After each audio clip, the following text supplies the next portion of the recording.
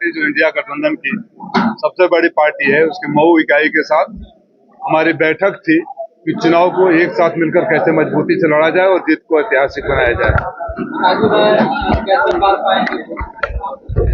राजू राय कैसे पार पाएंगे? अपने कर्म से पार पाएंगे। जब मुसीबत में राजीव राय नजर आते हैं तो सदन में भी राजीव राय नजर आएंगे। घोसी के लोग राजीव राय को जवाब देंगे।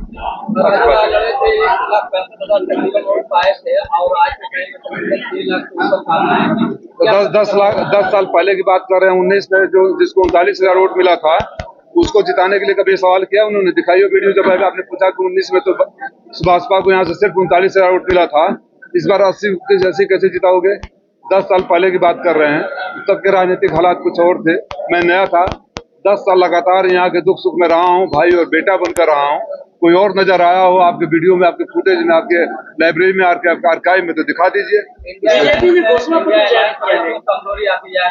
हाँ, इंडिया अलायंस में कमजोरी क्यों आती जा रही है? लेफ्ट नहीं है। चश्मा बदल लीजिए, बहुत हम पहलवान नजर आएंगे। इंडिया अलायंस में जनता पार्टी ने, और आप देख सकते हैं लेफ्ट के जो यहाँ पे इंडिया अलायंस में अनुप्रिया पटेल कभी नहीं थी।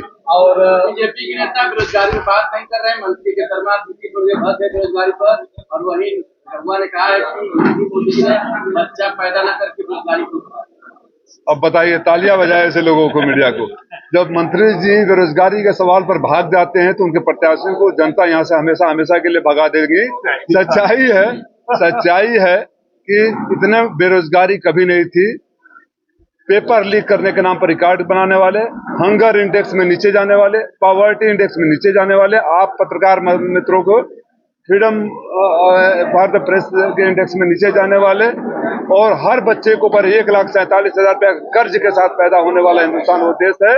किसी सवाल से भागेंगे? मैं फिर आपके माध्यम से चुनौती देता हूं। सिर्फ बेरोजगारी क्यों? आओ ना, मऊ में विकास की बात पर हम चुनौती देते हैं। आओ बहस करो किसी चट्टी चौराहे पे, आप अपनी बात कहिए। आपने जो अच्छा काम कहा क्या है कहिए। लेकिन मैं ये कह दूं कि मेरे पहले, जैसे मोदी जी कहते हैं 70 साल में तो कुछ हुआ ही नहीं। 70 साल में वो मोदी जी बेचारे भूल जाते थे कि 6 साल उनके अटल बिहारी वाजपेयी भी थे। मैं किसी व्यक्ति विशेष का नाम नहीं लेता हूँ। मैं सरकार के लोगों को कहता हूँ, भारतीय जनता पार्टी के लोगों को कहता हूँ कि जो भी कहता है कि हमने विकास किया है उसे मैं चुनौती देता हूँ। आओ चौराहे पर बहस कर लेते हैं, कागज लेके आते हैं, गवर्नमेंट ऑर्डर लेकर आते हैं, सड़कों पर ले जाते हैं, वहाँ दिखाते हैं कि किसने किया है। कसारा वाली रोड बन गई क्या? आप लोग के सामने बोले थे ना। आपने वेब सीरीज मोदी की 24 गारंटी बता रहे हैं।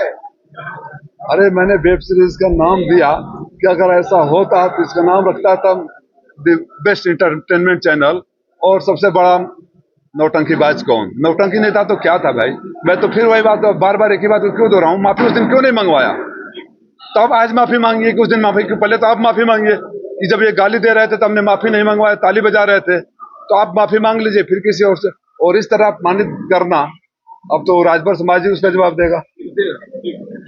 तो कहना चाहता हूं कि चुनाव हारने के बावजूद, गठबंधन में सीट जाने की वजह से चुनाव न लड़ने के बावजूद, घोसी का कोई ऐसा दुख नहीं रहा होगा, कोई सुख नहीं रहा होगा, कोई जरूरत नहीं रही होगी जब वहां नेता नहीं, भाई और बेटा बनकर मैं नहीं खड़ा था। और जब किसी पद पर नहीं था तब जितने सारे काम करवा दिए, उन कामों की लंबी फहरिस्त भी मैं मीडिया को जल्दी जारी करने वाला हूं 2-3 दिन के अंदर।